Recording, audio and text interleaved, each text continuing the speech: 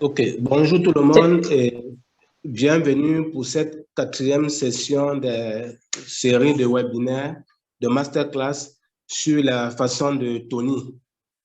Donc, une fois de plus, on va faire des échanges.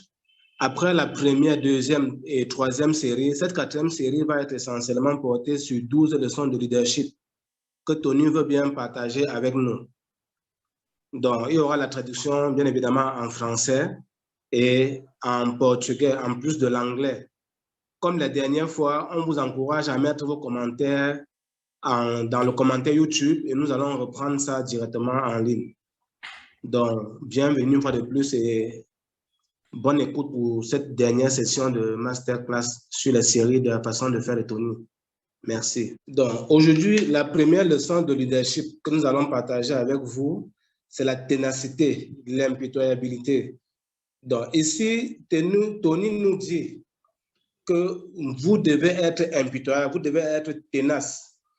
Et le dictionnaire définit la ténacité comme étant l'esprit de quelqu'un qui montre qu'il ne peut pas se laisser abattre facilement, qui montre qu'il est assez intense et fort lorsqu'il a quelque chose à faire. Il est décisif lorsqu'il a quelque chose à faire. Pour cela, on dit qu'il faut être ambitieux, il ne faut pas être distrait par ses ambitions aussi en même temps. Il faut être très ouvert d'esprit et surtout ne pas voir l'impossibilité dans tout ce qu'on fait. Donc, comme exemple ici, on prend le cas de Tony qui, lors d'un entretien d'embauche à la Standard Bank, l'appel à candidature demandait un diplôme et lui, il avait 2 classes moins que le diplôme. Ça veut dire que le diplôme requis pour soumissionner n'était pas le diplôme que Tony avait, mais il a quand même soumissionné. Ça montrait qu'il était décisif et ambitieux. Il tenait à rendre possible l'obtention de ce poste-là. Et voilà comment il dit, le fait qu'il n'ait pas le niveau requis pour ce poste n'empêche pas qu'il soit assez smart et conséquent pour le boulot pour lequel il soumissionnait. Et tenez-vous tranquille, finalement, il a eu le boulot. Donc, voilà un exemple de ténacité. Et sans relâche. Donc, c'est quelqu'un qui n'abandonne pas facilement et qui tient à ce qu'il fait, qui tient à obtenir ce qu'il veut. OK, thank you, Angela. Donc, la deuxième leçon de leadership que nous partageons aujourd'hui avec vous, venant de Tony, c'est de ne pas être trop détaché. Donc, Tony recommande justement de ne pas être trop détaché et de ne pas aussi confondre le fait que lorsqu'on vous demande de déléguer, de ne pas confondre la délégation et l'abandon. Effectivement, parce que la délégation dépend de la situation et ça dépend aussi d'une organisation spécifique ou bien du contrôle de l'environnement. Donc, le fait de déléguer, ça signifie que vous envoyez une certaine responsabilité à un subalterne afin qu'il puisse faire certaines tâches spécifiques que vous lui avez allouées. Et ça, c'est un caractère important dans le management et dans le leadership. Mais n'empêche que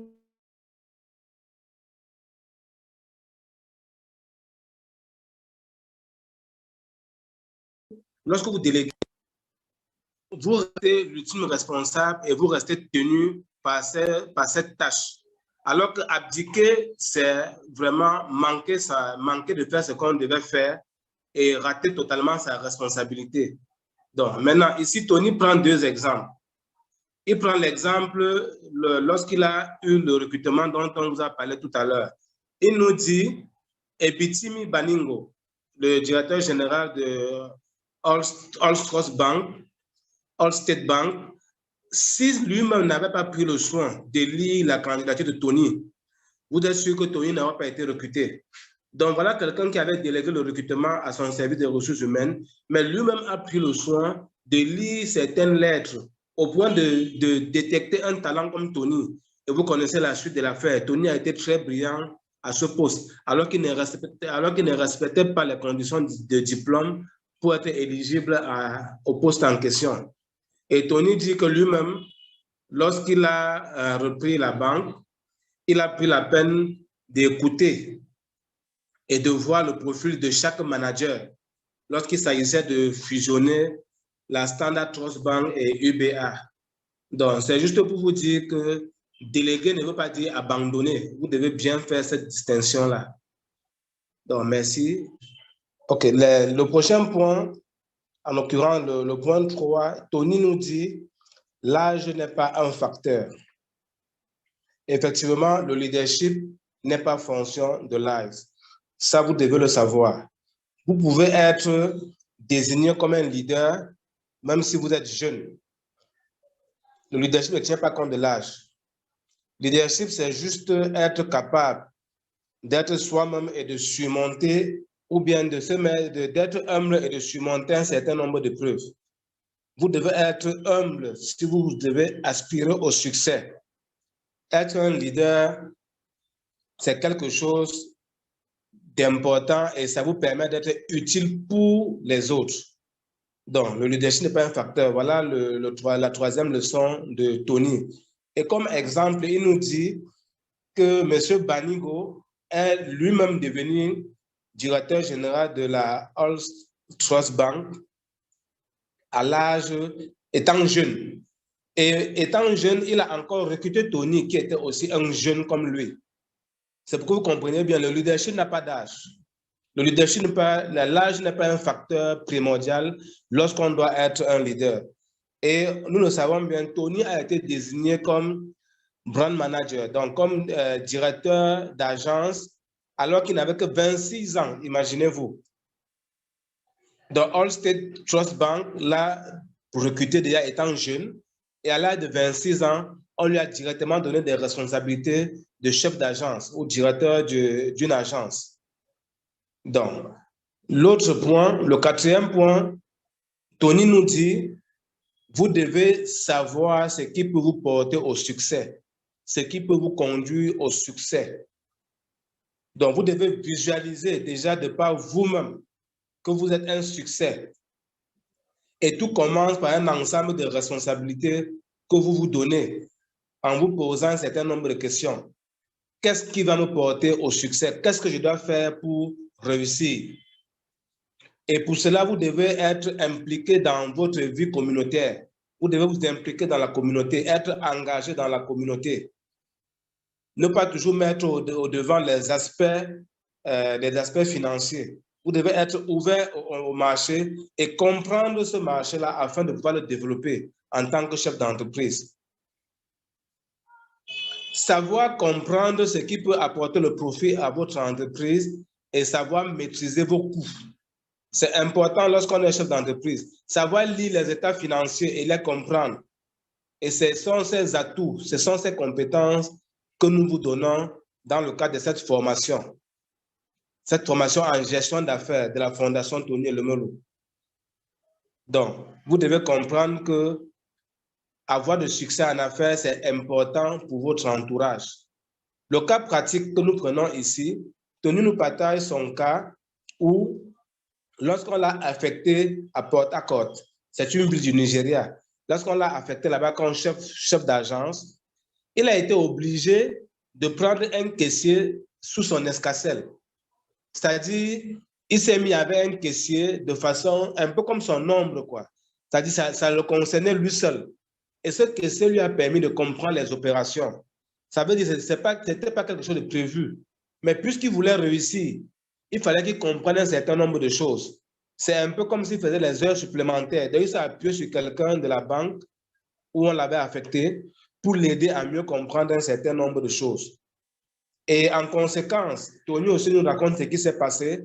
En conséquence, il a fait tellement de bonnes choses au sein de ces banques. Il a maîtrisé le marché, il a maîtrisé les partenaires, maîtrisé les factures, maîtrisé les opérations, au point où cette agence est devenue l'agence la plus rentable de tous les États du Nigeria. Et tenez-vous tranquille, il était jeune. Donc, en résumé, on retient que l'âge n'est pas un facteur, l'âge ne compte pas en termes de leadership et que pour réussir dans vos affaires, vous devez savoir ce qui vous porte au succès. Donc, voilà ce qu'on devait partager avec vous concernant ces points 4 et ces points 3 et points 4. Merci. Donc, le cinquième point dans les leçons de Tony, leçon de leadership, Tony nous dit nous devons savoir comment vendre, comment réussir les ventes. Et il dit, il sera difficile pour vous de vendre un produit ou un service que vous ne connaissez pas. En conséquence, il est important de bien connaître le produit que vous vendez afin de pouvoir réussir vos ventes.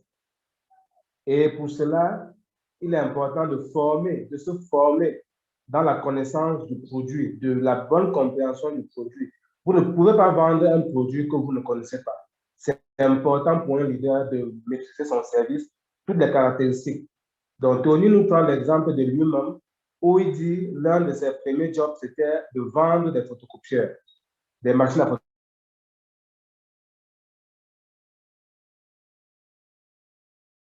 photocopier. Rico. Il a vendu de photocopie au point où il connaissait toutes les caractéristiques d'une machine à photocopier. Donc, c'est important pour vous, lorsque vous devez faire les affaires, lorsque vous êtes un leader, de maîtriser. Dans la prochaine leçon de leadership que Tony nous donne, Tony nous dit l'homme est la clé du succès. L'homme est la clé du succès, les ressources humaines. Vous devez savoir que sans ressources humaines, vous ne pouvez pas réussir en affaires. Et ces personnes qui vous entourent, ces ressources doivent être capacitées, doivent être formées. Vous devez les former, vous devez les rendre autonomes, leur permettre d'être responsables. Et toute organisation doit pouvoir compter sur ce personnel à qui on donne des compétences pour mieux faire les jobs pour lesquels ils sont recrutés. Et les gens autour de vous doivent croire en vous. C'est important pour un leader d'être accepté par la ressource humaine qui est autour de lui. Donc, Tony nous dit, le management de la ressource humaine est la clé. Vous ne pouvez pas arriver au succès en tant que leader si vous ne prenez pas soin des personnes qui vous entourent. Et le résultat que vous obtenez, c'est toujours à travers les autres que vous obtenez ce résultat. Et il dit, durant les interviews, soyez attentifs à la passion des personnes que vous voulez recruter et surtout, tenez compte des autres intérêts qu'eux, ils ont. C'est important de poser la question sur leur passion et sur leurs différents centres d'intérêt. Ça peut vous inspirer pour savoir qui est la personne, pour mieux savoir qui est la personne que vous recrutez. Donc, voilà ce quoi Tony a partagé avec nous. Et comme exemple, il prend son exemple lui-même en disant que lorsqu'on l'a pris à Allstate, lorsqu'on l'avait mis comme directeur d'agence à Port Harcourt, il a fait ceci. Il a bien observé le directeur général et il s'est rendu compte que le directeur général ne s'était pas trompé sur son profil. Il a dit, Tony, tu as le profil pour pouvoir être le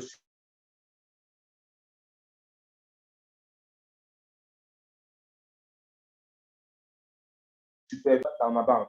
Et pour cela, Tony a pris la peine de bien maîtriser toute sa ressource humaine et il prenait le soin de promettre, de promouvoir, voilà, de promouvoir ceux qui pouvaient être promus.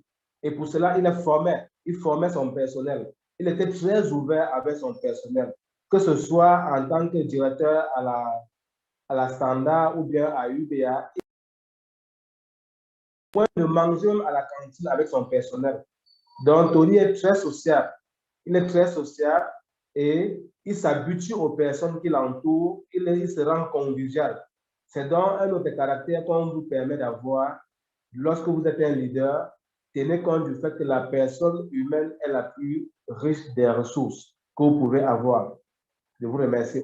Donc, nous allons regarder les prochaines leçons de Tony qu'il partage avec nous. En l'occurrence, la leçon sur le sentiment. Tony dit, en affaires, il ne faut pas avoir de sentiments. Lorsqu'on est un leader, on n'a pas de sentiments. La flagornerie, c'est quelque chose qui peut tuer une institution. Et ça s'assimile au tribalisme. Alors, il faut éviter ça.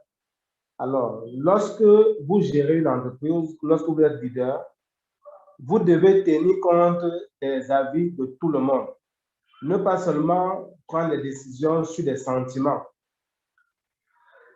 Et il dit, quelqu'un peut perdre quelque chose, mais à cause des avis des autres, Tony, dans son cas, donnait la raison à celui qui était dans la raison d'après lui. C'est-à-dire, il ne s'alliait pas, je veux dire quoi?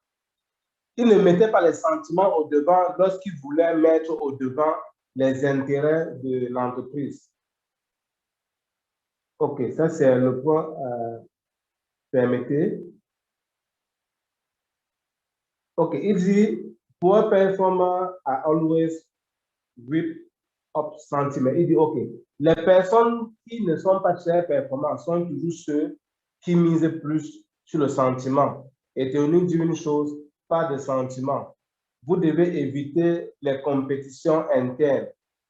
Dans une entreprise, il ne doit pas avoir de compétition interne. L'entreprise doit être performante. Il faut laisser de côté tout ce que vous avez comme sentiment. Et dans une organisation, il faut encourager ceux qui travaillent et décourager le commérage. Le commérage n'est pas bien et ne permet pas que l'entreprise puisse évoluer. L'indiscipline au sein d'une entreprise peut créer des situations de frustration. Et pour cela, qui fait ce qui va à l'encontre du groupe, on ne doit pas avoir de sentiments, on doit punir la personne. Donc ça, c'est ce que Tony dit en termes de pas de sentiments lorsqu'on est un leader. Au contraire, il faut récompenser ceux qui le méritent. Il faut travailler avec la méritocratie et non avec les compétitions inutiles. Lorsqu'on est en interne, la compétition, c'est avec l'extérieur, ce n'est pas en interne. En interne, on récompense les gens qui le méritent, indifféremment des obédiences, pas de sentiments en affaires. Comme dit souvent Kofi Gombo, nos petits illustres. Donc, l'autre point que Tony dit, c'est la prise de décision et l'exécution.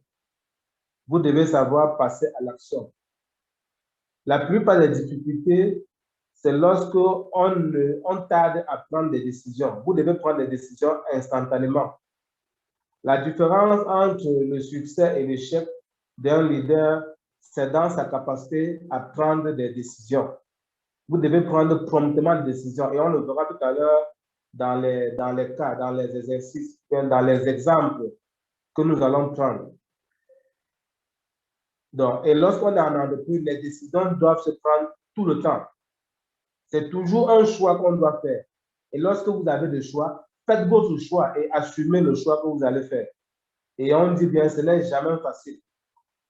Et quand la décision a été prise, vous devez rapidement passer à l'action. Ne perdez pas de temps. Quand la décision est prise, passez à l'action. Le cas que Tony prend, c'est le cas où il a où Standard Trust Bank avait deux options. Soit acheter Crystal Bank, soit acheter Manium Bank. Alors, Tony a rapidement fait son choix sur Crystal Bank et il a assumé. Et au lieu de se reposer, il s'est plutôt rapidement mis à l'action vu qu'il y avait la fusion qu'il devait gérer avec la fusion.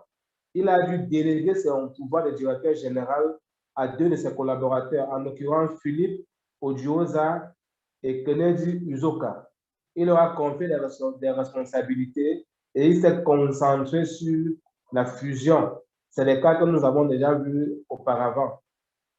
Donc, le dernier point que nous avons vu jusqu'à présent, c'est les intérêts professionnels, tout le temps. Donc, Tony dit, ne perdez jamais de vue l'intérêt commun. L'intérêt commun doit toujours primer sur ses intérêts personnels. C'est important pour une entreprise. Donc, mettez à côté ce qui vous revient et mettez toujours au devant l'intérêt global. Et surtout, séparez les intérêts individuels des intérêts professionnels de l'entreprise. Il répète, la compétition, la concurrence, elle est externe. Mais lorsqu'on est en interne, on met en commun toutes les compétences pour que l'organisation soit une réussite. Dans l'exemple qu'il prend, il dit en 2010, la Banque centrale avait décidé que pour être directeur général d'une banque, il faut avoir au moins 10 ans d'expérience. Alors, qu'est-ce qui s'est passé? Tony avait à ce moment-là le choix. Il fallait prendre une décision. Est-ce qu'il devait aller à l'encontre? Est-ce que UBA, la banque gérée par Tony, devait aller à l'encontre du régulateur? Est-ce que tout le personnel, le staff de UBA, devait aller à l'encontre du régulateur?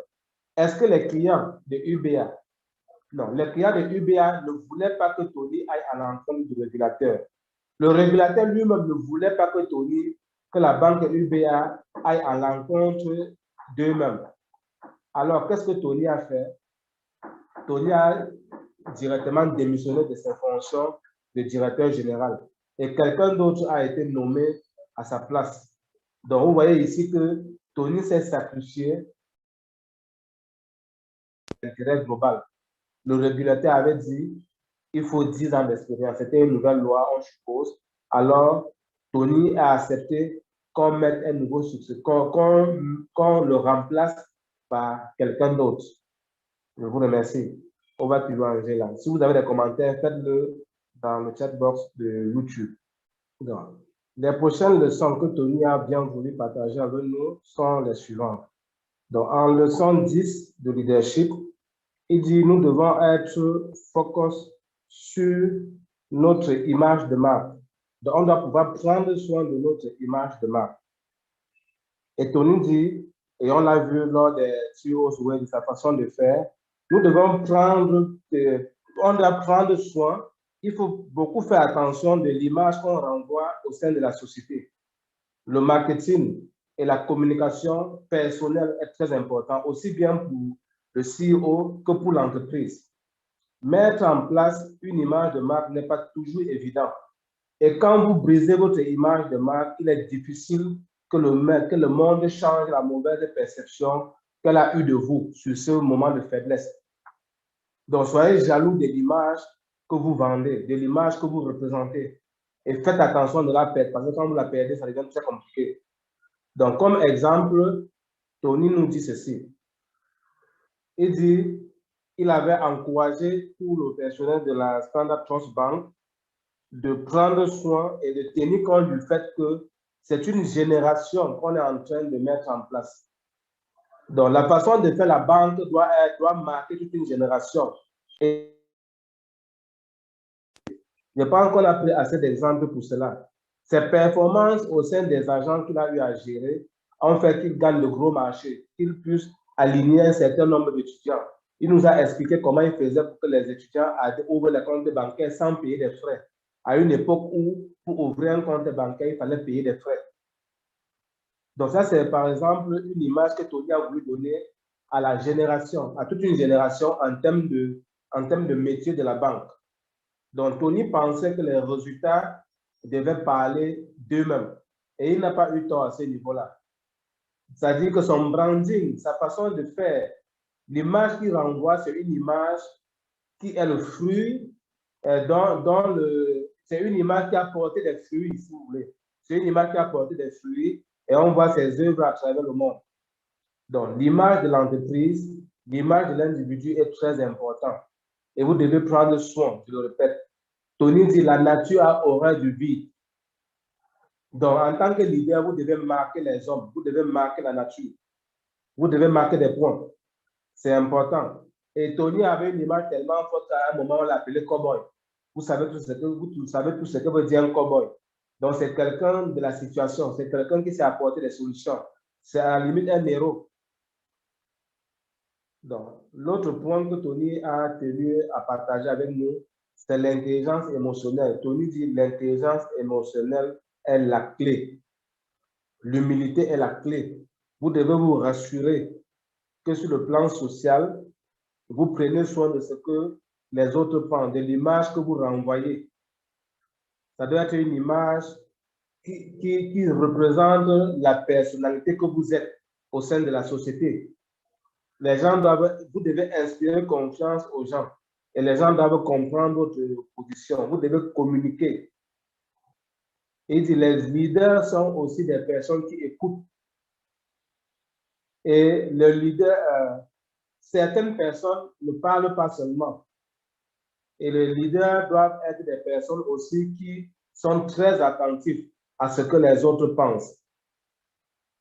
Donc, le dernier point que Tony partage avec nous, Tony nous dit une chose, le leadership est situationnel. N'oubliez jamais. Le leadership dépend de la situation. Vous devez tenir compte de tous les aléas que vous avez à chaque étape d'une organisation, du développement d'une entreprise. À chaque phase de l'évolution de l'entreprise, vous devez ajuster votre façon de manager, votre façon de gérer. Le leadership est situationnel, n'oubliez jamais. Et comme exemple, il prend toujours l'exemple de la Standard Trust Bank où il avait mis en place I didn't give that example. I didn't give the example. Ah, OK. OK, thank you. Donc, je pense qu'on en a fini pour aujourd'hui en partant sur le point où on retient que le leadership est situationnel. Vous devez toujours prendre des exemples. Merci beaucoup à vous toute votre écoute. Faites vos commentaires dans YouTube, partagez avec les autres. Et nous allons passer la parole à Angela. You have the floor. OK, donc en résumé, nous avons quelques constantes dans le succès que Tony partage avec nous. Donc, il dit la gestion des hommes, l'habilité à recruter, à développer et à récompenser les personnes disciplinées, la ressource humaine. Il dit il faut pouvoir définir la direction et être focus sur le but de l'entreprise.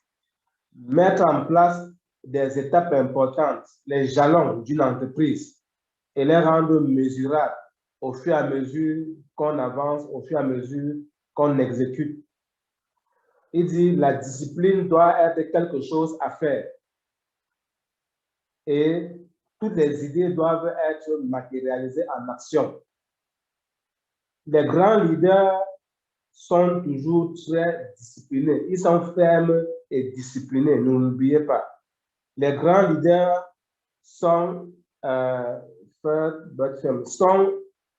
très légers, mais bon, je n'arrive pas à décoder ça, avançons. Il dit les grands leaders sont des personnes qui ont une forte culture d'éthique et ils sont aussi très impliqués dans la conduite d'une entreprise. Ils prient pour que les choses arrivent bien, ils montrent l'exemple, ils propagent et ils protègent tout ce qu'ils ont comme culture et éthique d'entreprise. Et surtout, ils ne tolèrent pas les déviances. OK, it's OK, Ma. Over to you. Donc, nous partageons maintenant quelques informations utiles pour la suite du programme. Donc, et beaucoup nous rappellent par exemple qu'on vous avait indiqué que le résumé, le business plan, le canevas, le modèle de business plan était accessible sur le lien YouTube. De toute façon, c'est en circulation dans les différents groupes.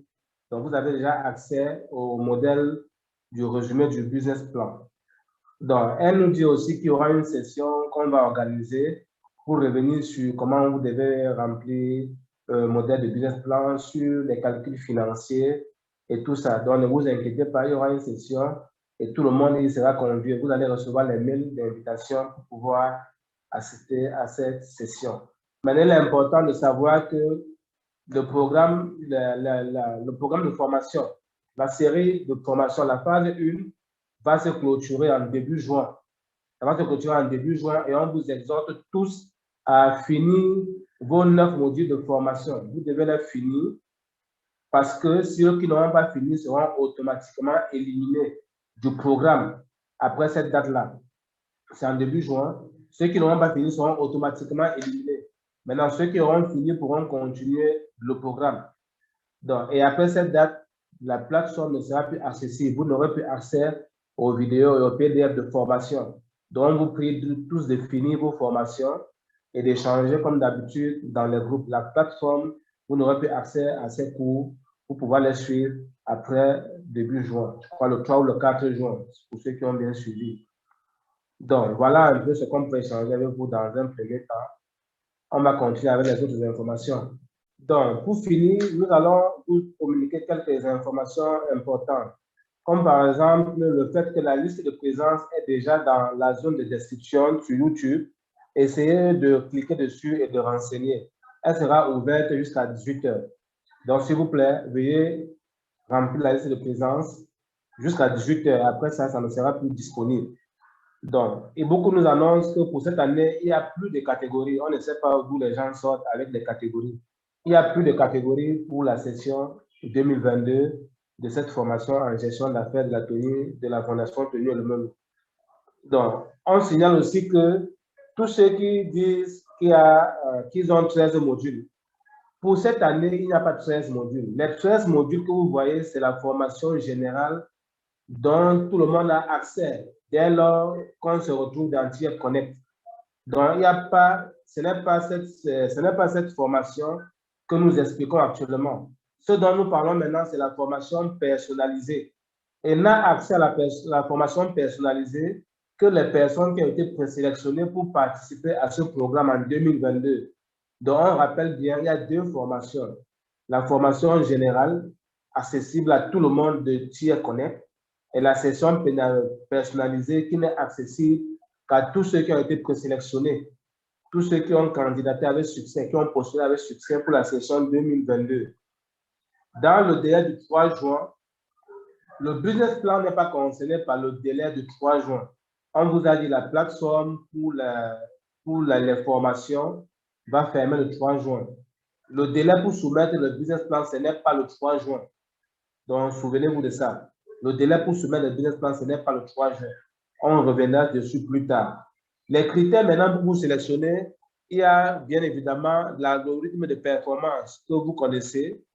On vous a toujours parlé de performance. Soyez engagés, participez aux formations en direct, remplissez la liste de présence. Mais il n'y aura pas que ça qui va permettre de sélectionner ceux qui vont continuer l'aventure. On tiendra compte aussi des différents critères des partenaires. On tiendra compte aussi des critères régionaux et des critères de genre. N'oubliez pas que ce programme est suivi dans tous les 54 pays d'Afrique. Donc, les différents critères vont permettre de pouvoir voir qui sont ceux qui vont bénéficier et surtout ceux qui vont suivre, ceux qui vont continuer à suivre le programme. Donc là, on en a terminé. On vous remercie une fois de plus d'avoir pu supporter pendant exactement 2 heures de temps. Donc, merci et à la prochaine.